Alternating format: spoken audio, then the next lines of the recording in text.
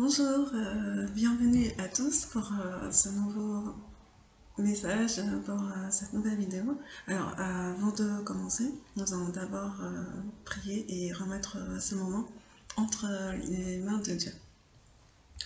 Père Céleste, je te remercie parce que c'est toi qui m'as choisi, c'est toi qui m'as permis d'arriver jusqu'à ce moment. Je te remercie pour le souffle de vie que tu m'as donné. Je te remercie pour la force, l'énergie que tu me donnes. Je te remercie pour l'inspiration que tu m'as donnée concernant ce message. Père Céleste, je te prie, éternel Dieu, afin que tu me pardonnes tout péché, toute pensée, toute parole, toute action que tu as vue en moi, qui ne t'a pas glorifié. Et je plaide le sang de Jésus sur moi. Je plaide le sang de Jésus sur ce message.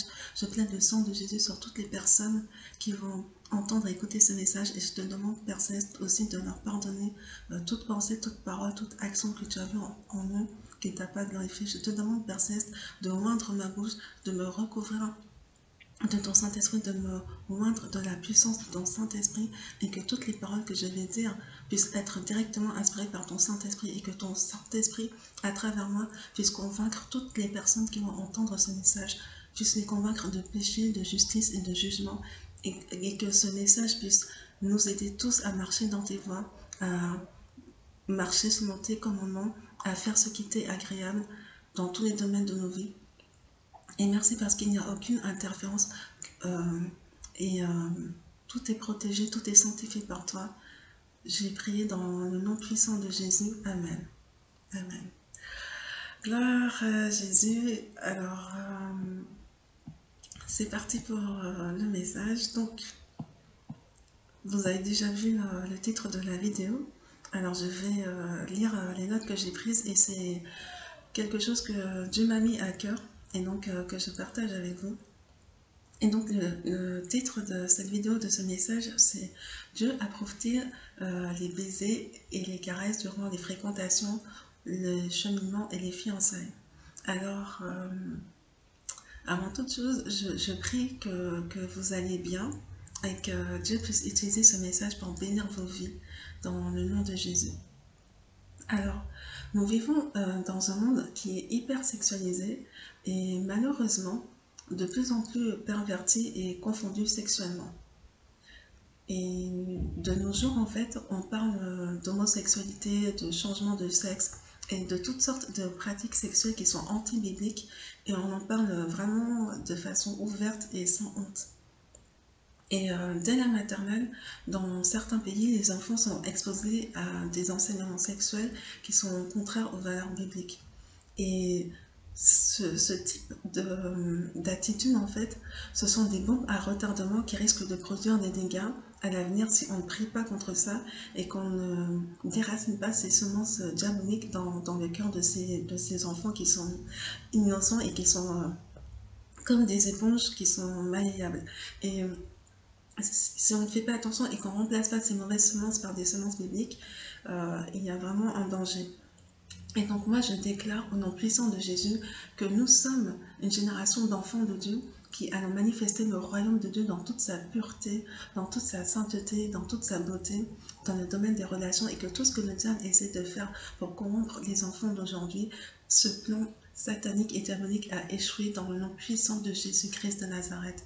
Et je déclare que nous sommes une génération d'enfants de Dieu qui allons manifester le royaume de Dieu dans toute sa pureté, dans toute sa sainteté, dans toute sa beauté, non seulement dans le domaine des relations, mais aussi dans le domaine de la sexualité, dans le domaine du mariage, pour la seule gloire de Jésus, dans le nom puissant de Jésus. Amen, amen, amen. Et étant donné le contexte dans lequel nous vivons, de nombreux chrétiens qui n'ont pas grandi dans une famille chrétienne, ils se posent des questions qui sont tout à fait légitimes concernant l'attitude à adopter durant les fréquentations, les cheminements et les fiançailles. Alors, je vais peut-être expliquer, en fait, les fréquentations, c'est le fait d'être...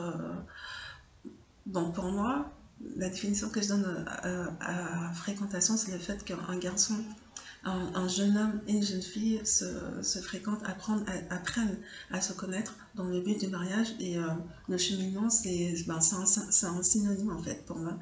C'est le fait qu'un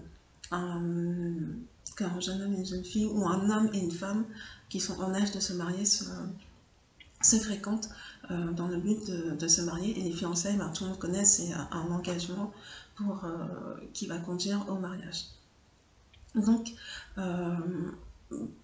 beaucoup de personnes qui sont aujourd'hui chrétiennes, dans le passé, elles ont eu des rapports sexuels, ont même déjà des enfants, etc. Donc, ça peut sembler pour ces personnes-là, et même pour d'autres personnes qui sont novices, ça peut sembler dépasser de se poser la question, est-ce que c'est acceptable pour Dieu, voilà, d'avoir des bisous, alors je parle des bisous qui se font sur la bouche, ou des bisous qui sont intimes avant le mariage. Et, et la Bible dit que en Jésus-Christ, nous sommes une nouvelle créature, que les choses anciennes sont passées, toutes choses sont devenues nouvelles. Et ce verset, c'est dans 2 Corinthiens, chapitre 5, verset 17. Si quelqu'un est en Christ, il est une nouvelle créature, les choses anciennes sont passées, voici toutes choses sont devenues nouvelles. Alors, ce que je veux dire, ce verset-là, il explique que même pour toutes les nombreuses personnes qui ont déjà eu des rapports sexuels avant le mariage, avant d'être chrétiens, et même, malheureusement pour certains, même en étant chrétiens, ils ont transgressé la loi de Dieu, les principes bibliques, ils continuent de s'appliquer quand même. Les principes bibliques sont toujours valables. Et maintenant, la bonne nouvelle, c'est que la Bible dit que Dieu, sans tenir compte des temps d'ignorance, il annonce maintenant à tous les hommes en tout lieu qu'ils aient à se repentir. Donc voilà, ce verset, c'est vraiment une bonne nouvelle pour nous tous, pour tous les enfants de Dieu, c'est que nous tous, on a péché. Alors ça peut être dans le domaine de la sexualité, ça peut être dans un autre domaine de la vie. On a tous, la Bible dit que tous ont péché et sont privés de la gloire de Dieu. Et on a péché par ignorance, parfois peut-être même on savait malheureusement, mais tous ont péché, ont été privés de la gloire de Dieu. Et Jésus-Christ est venu mourir pour nous à la croix, et c'est le sang de Jésus qui nous lave, c'est le sang de Jésus qui nous purifie, et qui fait de nous de nouvelles créatures. Et ça, c'est vraiment une excellente nouvelle. Et la Bible nous dit que Dieu, sans tenir compte des temps d'ignorance, il annonce maintenant à tous les hommes en tout lieu qu'ils aient à se repentir. Dans Actes chapitre 17, verset 30. Donc voilà, toi qui écoutes ce message, tu ne savais pas, tu as commis des erreurs dans ce domaine-là, dans le domaine de la sexualité. Et ensuite, tu es venu à Jésus, tu l'as accepté comme Sauveur et Seigneur. Jésus t'a pardonné et tu es maintenant une nouvelle créature en Jésus. Et maintenant, Dieu, il nous demande de renouveler nos pensées parce que quand on ne savait pas, on ne savait pas. Mais maintenant, on est une nouvelle créature en Jésus-Christ, on est des enfants de Dieu. On doit marcher selon les principes de Dieu. On doit être en accord avec la volonté de Dieu. Et donc, la Bible dit dans Romains chapitre 12, verset 2, « Ne vous conformez pas au siècle présent, mais soyez transformés par le renouvellement de l'intelligence, afin que vous discerniez quelle est la volonté de Dieu, ce qui est bon, agréable et parfait. » Romains chapitre 12, verset 2. Et la parole de Dieu nous dit encore, ce que Dieu veut, c'est votre sanctification. Donc, Romains chapitre 12, verset 2 nous dit, de ne pas nous conformer au siècle présent, donc de ne pas avoir des relations comme les gens qui ne connaissent pas Dieu. Ils se comportent d'une certaine façon avant le mariage. Pour eux, c'est tout à fait normal d'avoir des rapports sexuels, de s'embrasser, de faire tout ce que les personnes mariées font, à part qu'ils ne sont pas mariés. Être en concubinage pour des personnes qui ne connaissent pas Dieu, c'est normal. La Bible nous dit que nous sommes des enfants de Dieu, et la Bible nous dit, ne vous conformez pas au siècle présent, mais soyez transformés par le renouvellement de l'intelligence, afin de discerner quelle est la volonté de Dieu. Donc, quelle est la volonté de Dieu? Eh bien, la Bible dit, elle va nous dire quelle est la volonté de Dieu dans 1 Thessaloniciens chapitre 4, verset 3 à 4. Ce que Dieu veut, c'est votre sanctification. C'est que vous vous absteniez de l'impudicité, c'est que chacun de vous sache posséder son corps dans la sainteté et l'honnêteté. Voilà, ce que Dieu veut, c'est votre sanctification. Ce que Dieu veut, c'est notre sanctification. Je suis incluse dedans. Je suis une enfant de Dieu moi aussi. Et la parole de Dieu, elle s'applique à nous, enfants de Dieu. Et en fait, la parole de Dieu s'applique pour tout le monde. Simplement, il y a ceux qui obéissent à la parole de Dieu et ceux qui désobéissent à la parole de Dieu. Et donc, ce que Dieu veut, c'est notre sanctification, c'est que nous nous abstenions de l'impudicité, c'est que chacun de nous sache posséder notre corps dans la sainteté et l'honnêteté. C'est 1 Thessaloniciens chapitre 4, verset 3 à 4. Et l'apôtre Paul, il va dire dans Romains chapitre 12, verset 1, « Je vous exhorte donc, frères, par les compassions de Dieu, à offrir vos corps comme un sacrifice vivant, saint, agréable à Dieu, ce qui sera de votre part un culte raisonnable. Donc, en fait, on voit que ce que Dieu veut, c'est qu'on ne se comporte pas comme les gens qui ne connaissent pas Dieu.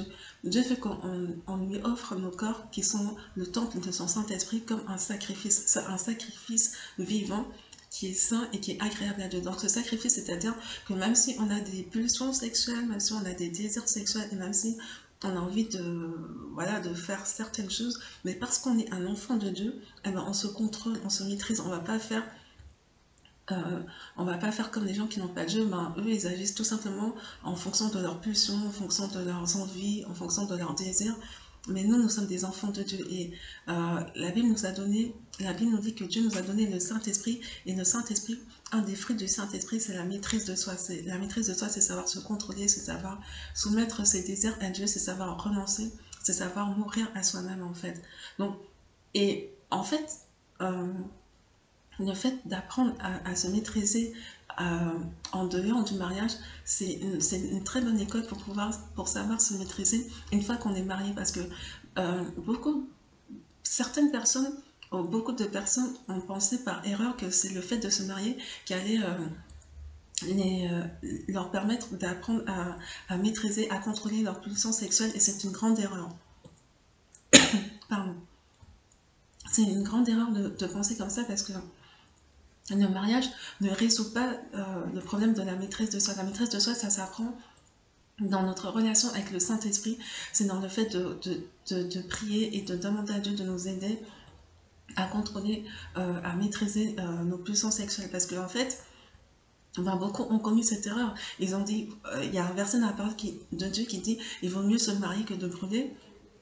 Ce qui est vrai, c'est vrai, ça veut dire il vaut mieux se marier plutôt que d'avoir des rapports sexuels hors mariage. Et donc, si tu as des rapports sexuels hors mariage et que tu meurs dans cette situation-là, tu vas directement en enfer. Ça veut dire que tu vas brûler en enfer parce que la Bible dit que Dieu jugera les impudiques et les adultères et que les adultères n'hériteront pas le royaume de Dieu.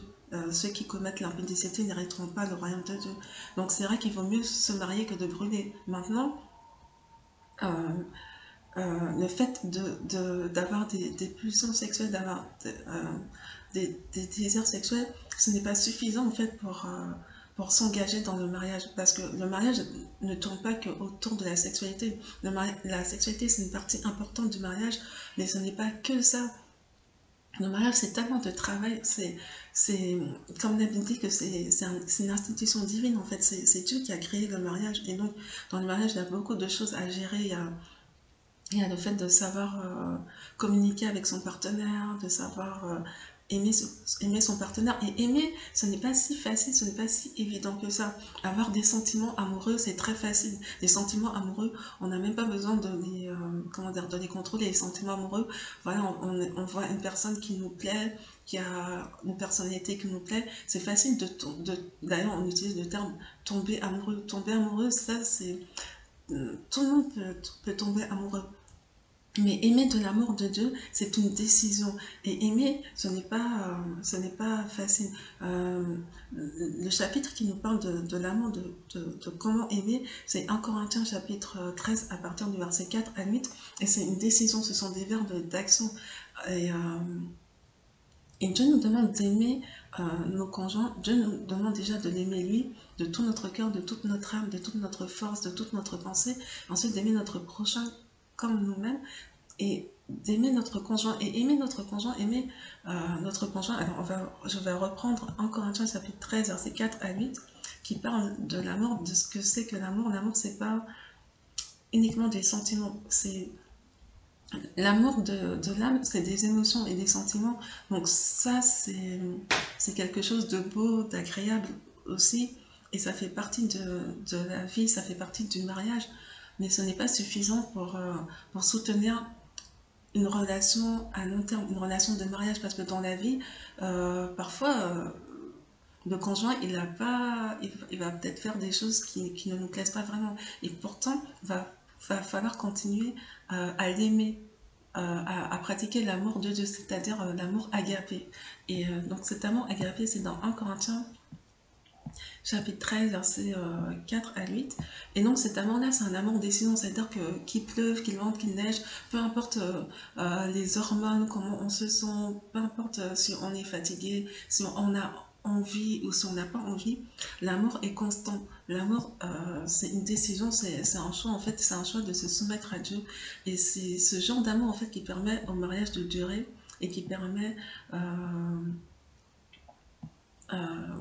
d'avoir de belles relations. Et ça, c'est possible avec l'Esprit de Dieu, parce que de nous-mêmes, en tant que simple être humain, on ne peut pas faire ça. C'est impossible, en fait. Quand on regarde la liste, alors je vais la lire, c'est 1 Corinthiens chapitre 13, versets 4 à 8, de façon humainement parlant, c'est impossible.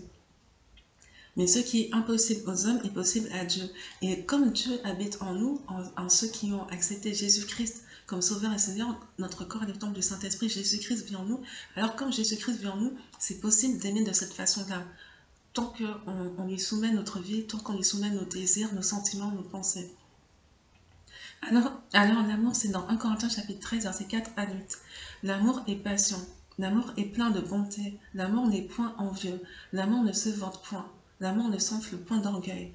L'amour ne fait rien de malhonnête. Il ne cherche point son intérêt. Il ne s'irrite point. Il ne soupçonne point le mal. Il ne se réjouit point de l'injustice, mais il se réjouit de la vérité.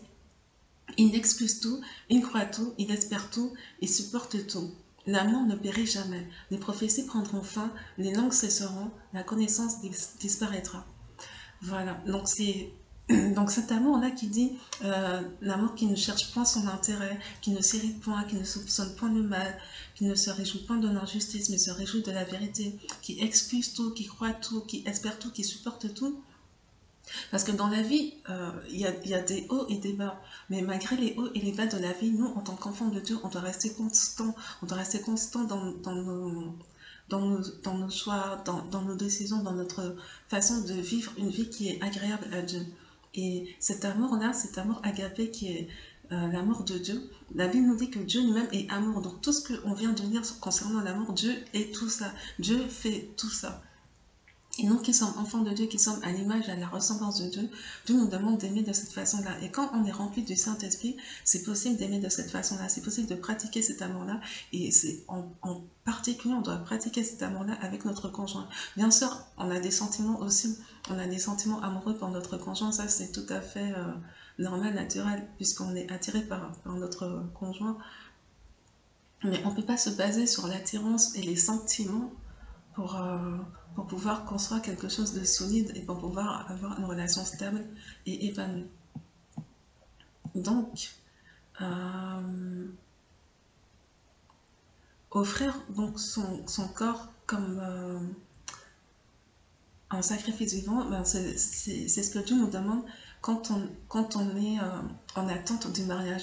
Et même quand on est marié aussi, ben Dieu nous demande de nous consacrer uniquement à notre conjoint. C'est-à-dire que Dieu, l'adultère, c'est un péché aux yeux de Dieu, tout simplement. Le fait, même pour les gens qui ne sont pas chrétiens, ils savent très bien, c'est une évidence que le fait de, quand on est en couple, le fait de penser à quelqu'un d'autre, c'est déjà une trahison en fait pour le conjoint. Nous, en fait, on doit aimer notre prochain comme nous-mêmes. Nous, on n'aimerait pas que pendant qu'on est avec une personne, cette personne, elle pense à quelqu'un d'autre dans son cœur et physiquement, elle est là avec nous. C'est une trahison en fait.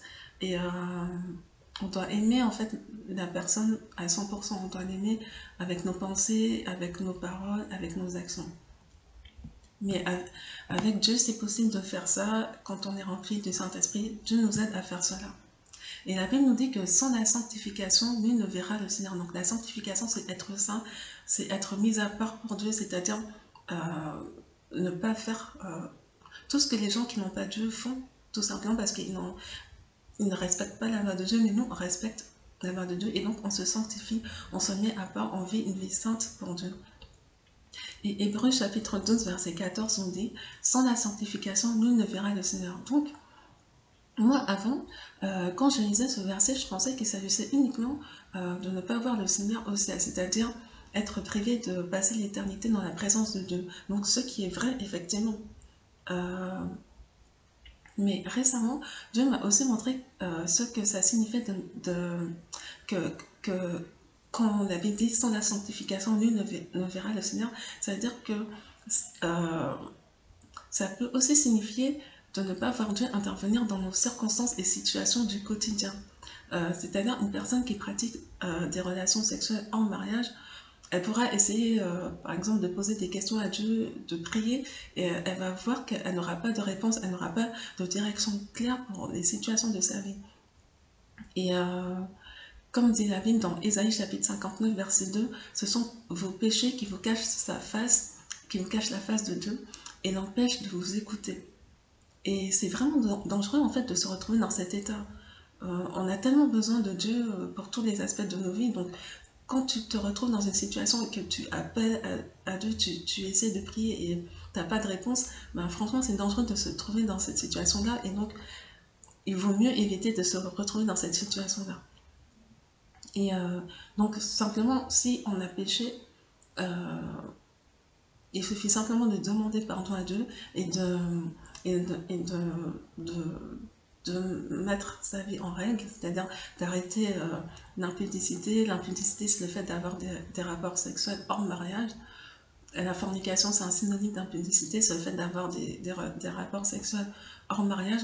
Parce que même si on est dans les fiançailles, même si on est en cheminement ou dans les fréquentations, il n'y a pas encore eu la déclaration des vœux qui a été prononcée devant témoin, voilà, auprès d'une mère ou auprès d'un pasteur à l'église. Et donc, le mariage, il n'a pas encore eu lieu. La cérémonie de mariage, les vœux de mariage n'ont pas encore été prononcés. Donc, il n'y a pas de mariage. On est en relation, en cheminement, en fréquentation. Donc, on ne peut pas... Aux yeux de Dieu, c'est un péché d'avoir des rapports sexuels dans cet état-là. Une fois qu'on est marié, ben, voilà, une fois que la cérémonie de mariage a eu lieu, une fois que des vœux ont été prononcés devant Dieu, c'est-à-dire que on a conscience que on s'engage pour une personne, pour toute la vie, pour aimer cette personne, de l'amour de Dieu, pour la soutenir, pour accomplir le plan que Dieu a prévu pour nous. Ah ben voilà, là, à ce moment-là, les rapports sexuels sont autorisés par Dieu. Et donc, c'est vraiment important de vivre dans la sanctification. Et la sanctification, elle commence dans les pensées. Proverbe chapitre 16, verset 30 nous dit « Celui qui ferme les yeux pour se livrer à des pensées perverses, celui qui se mord les lèvres a déjà consommé le mal. » Et donc, à force de méditer quelque chose dans nos pensées, ces pensées, elles finissent par descendre dans le cœur. Et ensuite, c'est de l'abondance du cœur que la bouche parle. Donc, le fait de penser quelque chose, ça s'appelle de penser régulièrement à quelque chose, c'est la méditation. Cette méditation, elle finit par s'installer dans le cœur, et une fois que le cœur est rempli de quelque chose, ça sort par notre bouche. On finit par parler de ce dont notre cœur est plein. C'est de l'abondance du cœur que la bouche parle. C'est Jésus qui le dit dans Luc chapitre 6, verset 45. Et ensuite, nos actions s'alignent avec nos paroles. Quand on dit quelque chose, il y a de la puissance dans les paroles, surtout quand on le pense, quand on le ressent. Les circonstances, les choses, nos actions vont finir par s'aligner avec nos paroles. Donc c'est très très important. Il faut faire attention à ce qu'on pense, il faut faire attention à ce qu'on dit, il faut faire attention à ce qu'on médite, il faut faire attention à ce qu'on a dans le cœur. Parce que tout ça, ça a des conséquences en fait dans la vie concrète. Donc, nos pensées sont vraiment importantes. Et du coup, en fait, j'ai parlé de tout ça, c'était pour poser les fondations de notre sujet du jour, c'est-à-dire, est-ce que Dieu approuve les baisers Pardon. C'est-à-dire, est-ce que Dieu approuve les baisers et les caresses durant les fréquentations, cheminement ou fiançailles? Donc, comme nous avons vu précédemment, ce que Dieu veut, c'est notre sanctification. Donc la sanctification, c'est vivre dans la sainteté, c'est être mis à part pour Dieu, c'est pratiquer la volonté de Dieu dans notre vie quotidienne. Et comme je le disais déjà tout à l'heure, quand on est en relation avec une personne dans le but du mariage, on n'est pas encore marié. Sur terre, devant témoin, les vœux de mariage n'ont pas encore été prononcés. Donc le corps de l'autre personne, de la personne avec qui on chemine pour le mariage, ne nous appartient pas. Par contre, dans le cadre du mariage, c'est autre chose. La Bible dit dans 1 Corinthiens chapitre 7, verset 4, La femme n'a pas autorité sur son propre corps, mais c'est le mari. Et pareillement, le mari n'a pas autorité sur son propre corps, mais c'est la femme. Donc, et Dieu demande en fait que le mariage soit honoré de tous. Tous, ça veut dire tous, ça veut dire ça veut dire le mari et la femme doivent honorer leur mariage eux-mêmes, mais aussi les enfants, les personnes extérieures, les personnes de la famille, tout le monde doit honorer le mariage qui a été créé par Dieu. Que le mariage soit honoré de tous et le nid conjugal exemple de souillure, car Dieu jugera les impudiques, les adultères. Hébreux chapitre 13, verset 4.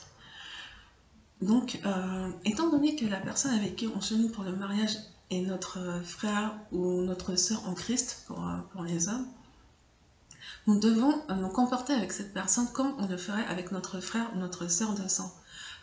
Et évidemment, c'est de l'inceste en fait d'embrasser de façon intime et de caresser son frère ou sa sœur de sang. Pour tout le monde, c'est une évidence en fait que c'est de l'inceste et c'est quelque chose c'est une abomination même aux yeux de Dieu.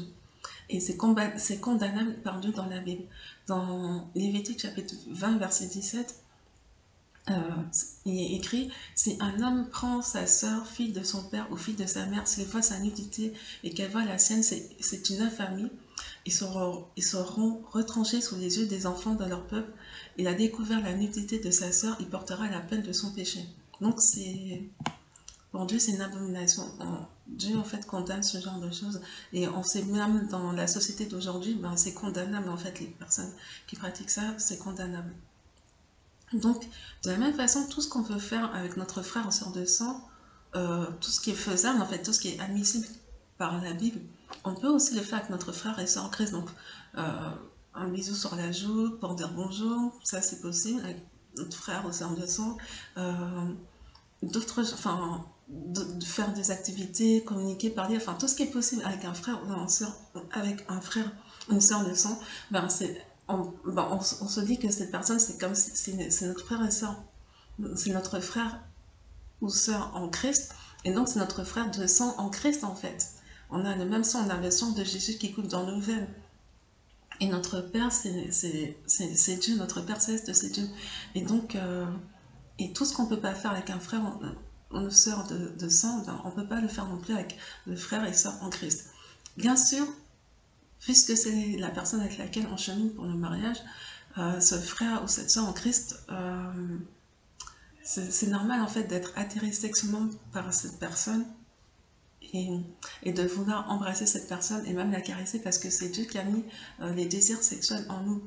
C'est Dieu qui nous a créé ça et qui nous a créé comme ça. Il ne nous a pas créé comme ça pour nous torturer. C'est lui qui a mis ça en nous. Mais il a mis ça en nous. Il a fait en sorte que nous ne soyons pas des animaux. Donc on peut apprendre à se maîtriser, à se contrôler.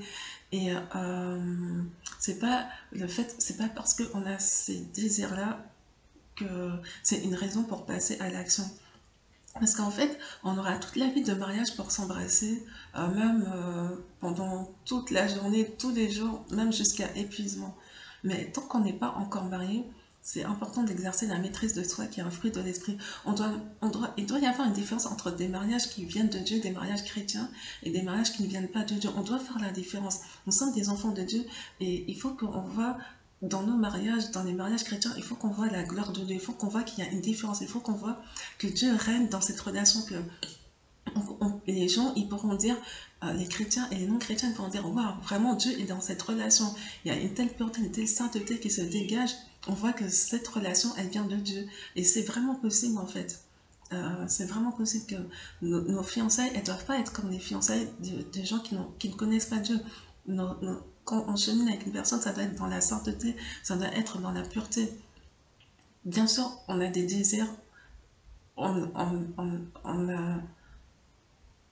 est attiré par cette personne, mais on n'est pas en sujet à nos pulsions, à nos désirs. On est soumis à Dieu, on est soumis à l'esprit de Christ, on est soumis à l'esprit de Dieu et on peut maîtriser nos émotions, nos désirs et garder ça pour quand ce sera le moment. Tout simplement, c'est un cadeau. Enfin, la sexualité, c'est un cadeau pour le mariage. Et même si il y a eu pour les personnes qui ont fait des erreurs dans le passé, en Christ, on est une nouvelle créature, donc on recommence. Dieu il considère qu'on recommence à partir d'une page blanche, donc peu importe le passé, avec une fois qu'on est en Christ, quand on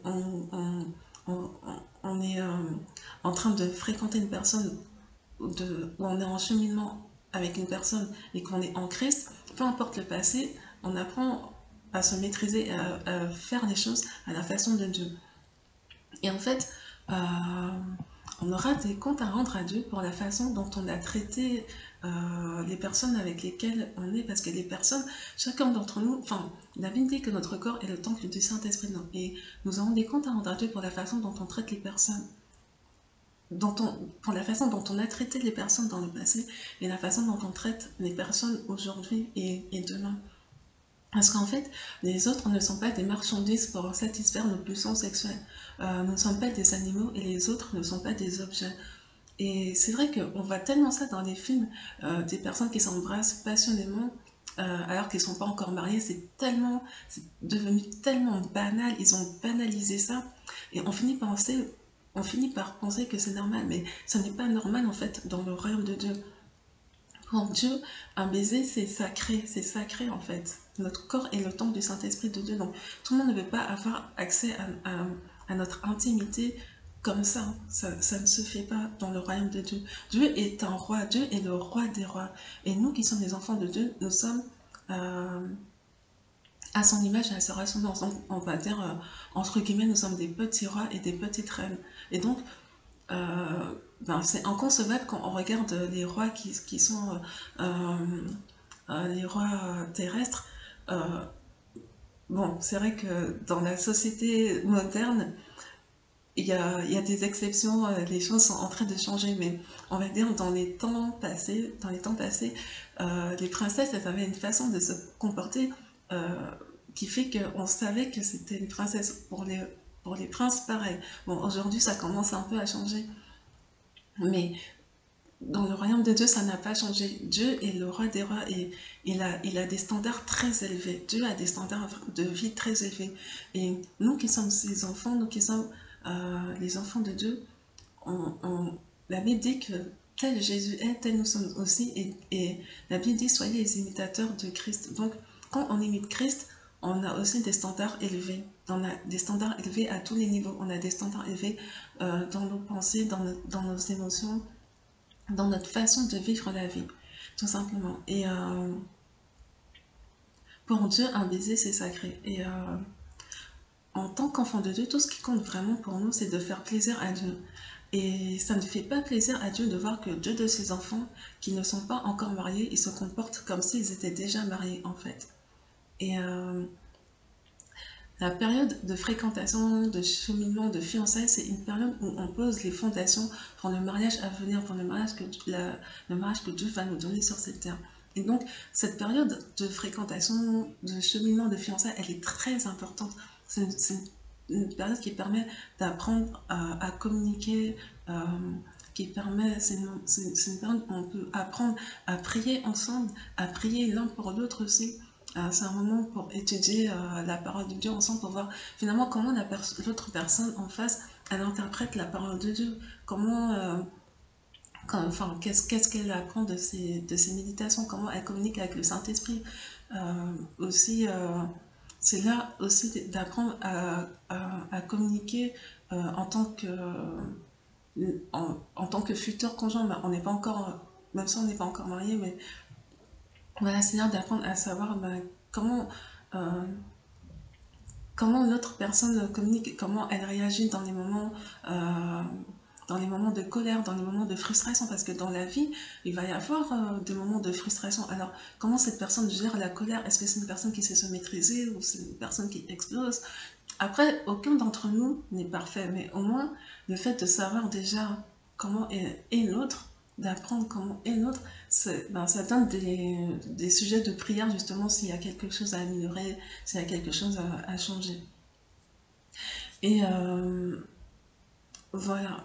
Et c'est aussi un moment, c'est une période aussi où on peut apprendre dans quelle famille notre personne a grandi, parce que la famille dans laquelle on a grandi, ça a façonné personnalité, notre caractère et certaines habitudes. Donc quand on apprend un peu au sujet de la famille de l'autre, ça nous permet de mieux comprendre l'autre. Donc tout ça, ce sont des choses importantes parce que parfois, les personnes, elles ne prennent pas le temps de faire ça dans la période avant le mariage. Une fois qu'elles sont mariées, ben, elles ont des surprises en fait qu'elles n'auraient pas eu ce genre de surprise si elles avaient pris le temps d'étudier ces choses avant le mariage. Et c'est pour ça qu'il y a cette période de fiançailles en fait. Donc voilà. Maintenant, donc je disais en fait, c'est voilà, c'est impossible en fait, ou même très difficile de faire d'arriver à faire ce genre de choses par ses propres moyens, parce que sans Jésus, la Bible dit que sans Jésus, nous ne pouvons rien faire. C'est Jésus lui-même qui dit dans Jean chapitre 15, verset 5, sans moi, vous ne pouvez rien faire. Et dans Philippiens chapitre 4, verset 13, c'est l'apôtre Paul qui dit, je puis tout par celui qui me fortifie. Et celui qui me fortifie, c'est Jésus. Celui qui nous fortifie, c'est Jésus. Donc sans Jésus, on ne peut rien faire, mais avec Jésus, on peut tout faire. Donc ça, c'est une bonne nouvelle. On peut, voilà, quand on voit qu'on a des moments de faiblesse, qu'on a des tentations, c'est vraiment simple. En tant qu'enfant de Dieu, on peut, à tout moment, on peut faire recours à Dieu et dire, ok Seigneur, là, ça c'est difficile pour moi, tu connais mes pensées, tu vois ce que je ressens, aide-moi à penser ce que tu veux, aide-moi à parler comme tu veux, aide-moi à agir comme tu veux. Et voilà, c'est une discipline en fait, et cette discipline qu'on a, elle va être très utile dans le mariage, parce que le mariage, euh, c'est quelque chose de très bon, de merveilleux. C'est un cadeau de Dieu, et justement pour cette raison, il est l'objet de beaucoup d'attaques de la part du malin. Et donc, quand on a les armes de Dieu, quand on a appris en fait à faire les choses à la façon de Dieu, c'est beaucoup plus facile en fait de résister à toutes les attaques du diable. Et donc, et contrairement en fait à ce qu'on pourrait penser, s'abstenir de tout contact intime avant le mariage, donc les baisers, les caresses, les choses de ce genre en fait, contrairement à ce qu'on pourrait penser, le fait de ne pas faire ça, ça renforce la connexion et la proximité spirituelle et émotionnelle des deux futurs conjoints. Et il y a de nombreux témoignages de couples mariés qui sont très heureux aujourd'hui et qui racontent qu'ils ont réservé leur premier baiser pour le jour du mariage. Et tous les couples, ils disent tous que c'était difficile. Ils disent tous que c'était une épreuve, que c'était pas facile. Ils avaient très souvent des tentations, ce qui est normal et naturel. Mais ils ont résisté en fait. Ils ont fait de ça un sujet de prière. Ils ont fait de ça. Ils ont réussi le test ensemble en fait. Ils sont restés dans la sainteté ensemble pour Dieu. Ils sont entrés dans la sainteté ensemble pour Dieu et avec Dieu. Donc ça c'est magnifique. Et quand on voit le résultat, bah, franchement ça inspire et ça donne envie d'avoir le même résultat. Et pour avoir le même résultat, bah, il faut faire exactement la même chose. Et un de ces témoignages, en fait, c'est le couple de la chaîne YouTube qui s'appelle Mariage épanoui avec Dieu. Donc, je vais mettre en fait un des, le lien un des liens de leur vidéo dans la boîte de description qui est en dessous de cette vidéo. Comme ça, vous allez pouvoir découvrir leur chaîne et je trouve que leur témoignage, c'est un très beau témoignage et c'est inspirant en fait ce qu'ils font. Et donc eux, ils ont gardé leur premier baiser pour le jour du mariage et voilà, ils disent que c'était pas facile, mais ils ont réussi avec l'aide de Dieu, en comptant sur l'aide de Dieu. Et donc c'est possible pour nous aussi, c'est possible pour, euh, pour tous ceux qui servent Dieu, c'est possible pour tout enfant de Dieu. Il suffit simplement de demander l'aide de Dieu et Dieu va nous aider à le faire. Et il y a plein d'autres couples chrétiens, donc voilà, j'ai pas cité toute la liste, mais il y a plein d'autres couples chrétiens qui ont fait ça et quand on voit le résultat, ben, ça donne envie aussi. Et donc moi je déclare que nous tous en fait qui sommes connectés à ce message et qui sont en train d'écouter ce message que le Saint-Esprit est en train de donner à travers ma bouche, et qui attendons la manifestation de la grâce du mariage, je déclare que c'est exactement ce que nous allons vivre dans le nom de Jésus. Nous allons entrer chacun dans notre mariage de façon pure et sainte et nous allons échanger le premier baiser à la cérémonie de mariage pour la gloire de Dieu et par sa grâce dans le nom de Jésus. Amen, amen, amen. Et pardon. Et cette déclaration, pardon, tout va bien. Donc, et cette déclaration, elle te concerne toi aussi, même si tu as fait des erreurs par le passé. Euh, Même si dans ta relation actuelle tu as fait des erreurs, tu peux simplement demander pardon à Dieu, tu te relèves, tu te repens et tu commences à marcher comme Dieu veut dans cette relation pour honorer Dieu. Parce que le but c'est d'honorer Dieu. On n'est pas là en fait, on est des enfants de Dieu. Nous sommes des passagers sur terre, nous sommes des pèlerins. Et notre but en tant qu'enfants de Dieu, c'est de faire plaisir à Dieu dans tout ce que nous faisons. Parce que le premier commandement, c'est que tu aimeras le Seigneur ton Dieu de tout ton cœur, de toute ton âme, de toute ta force et de toute ta pensée. Et quand on aime Dieu de cette façon-là, on veut lui plaire et l'honorer dans tous les domaines de notre vie. Et, euh, et donc, y compris dans ce domaine du mariage et de la sexualité. Et donc, il suffit juste, si tu as fait une erreur, j'avais employé le mot péché dans ce domaine, il suffit juste que tu demandes pardon à Dieu, tu te repens et tu commences à marcher comme Dieu veut dans cette relation. La Bible dit, il te fera grâce quand tu crieras. Et parce qu'il est le Dieu des miséricordes, le Père des miséricordes. Comme le roi David avait péché avec Bathsheba et qu'il s'est repenti, Dieu lui a pardonné. Mais il a dû subir les conséquences de son péché. Le bébé qui a été conçu dans l'adultère, il est mort. Pardon. Et donc, il faut comprendre quelque chose, c'est que même si Dieu nous pardonne quand on a péché, il y a encore des conséquences au péché auxquelles on peut faire face. Donc, Dieu est bon et miséricordieux, Dieu est rempli de grâce, mais par exemple, voilà, enfin, le fait que ce bébé était, que Dieu avait décidé que le bébé allait mourir, la conséquence du péché, elle est restée.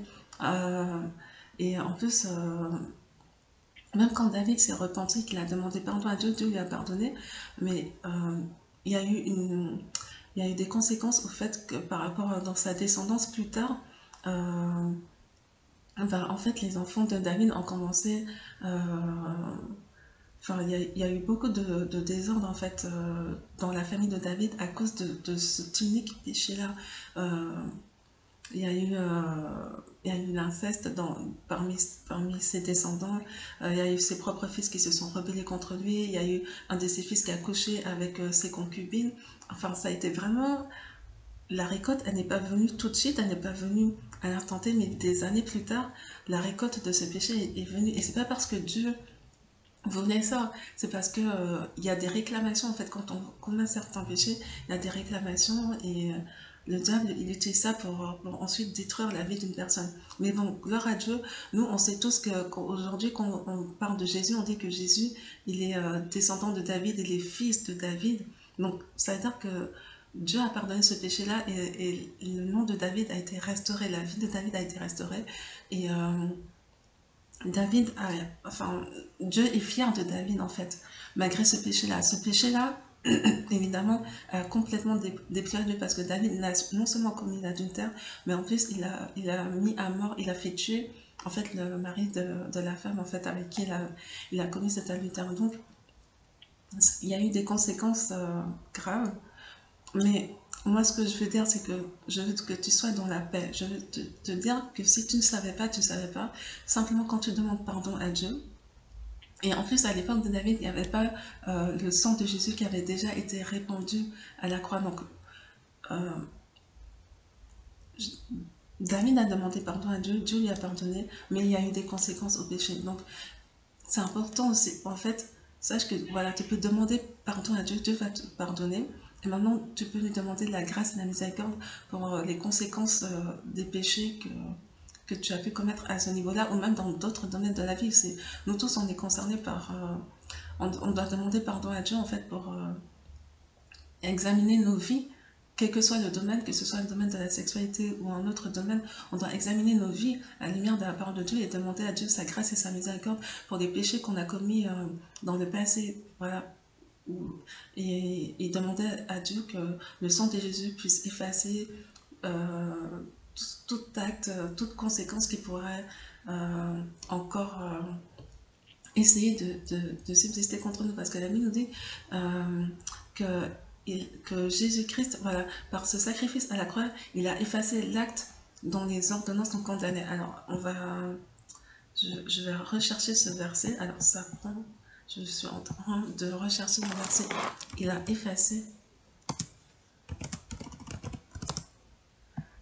effacé l'acte dont les ordonnances nous condamnaient. Donc, ça, c'est une bonne nouvelle. Le fait que... alors, c'est dans Colossiens chapitre 2, verset 14.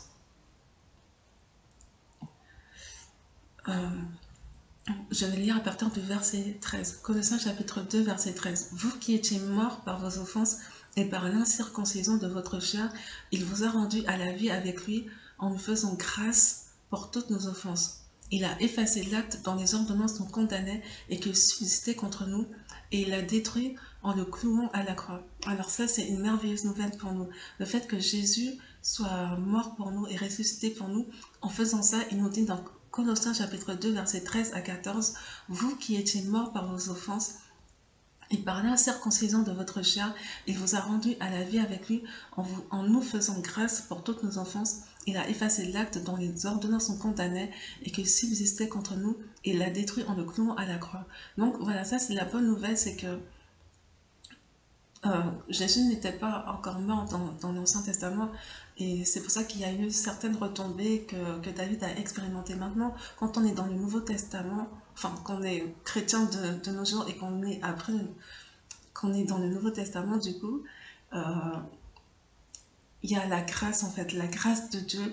La Bible dit que là où le péché a abondé, la grâce de Dieu a surabondé, la grâce de Dieu surabonde. Donc, c'est-à-dire qu'il y a des conséquences qu'on devrait avoir pour certains péchés, mais comme Jésus-Christ est mort pour nous, la grâce de Dieu efface les conséquences de ces péchés. Maintenant, il ne faut pas prendre la grâce de Dieu, enfin, il ne faut pas se dire, ah bon, ben, puisqu'il y a la grâce de Dieu, super, je peux faire un peu tout ce que je veux. Non, là, ça va pas bien se passer. Si tu raisonnes comme ça va pas bien se passer.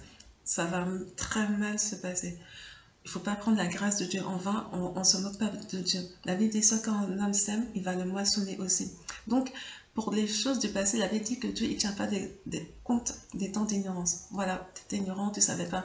Mais maintenant que tu sais, sache que, voilà, sache que il faut se comporter et vivre dans la sanctification quand on est un enfant de Dieu. Et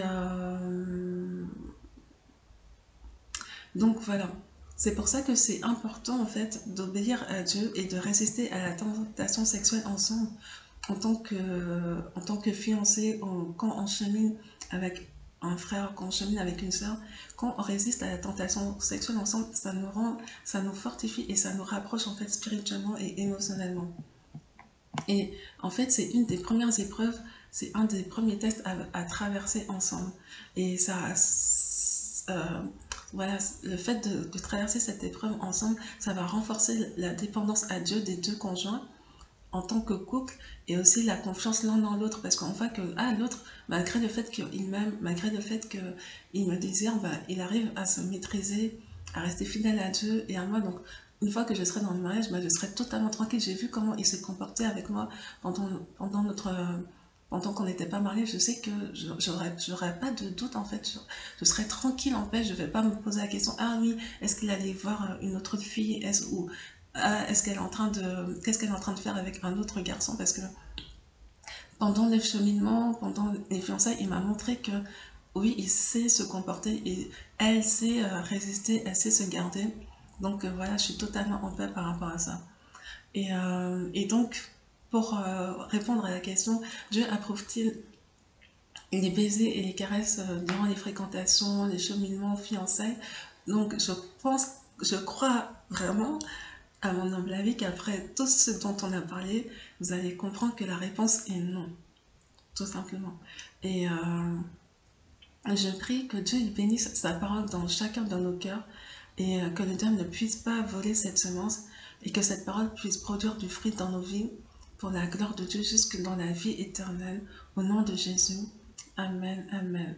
Donc demeurons tous bénis, que la paix de Dieu soit avec nous, et je vous dis à bientôt.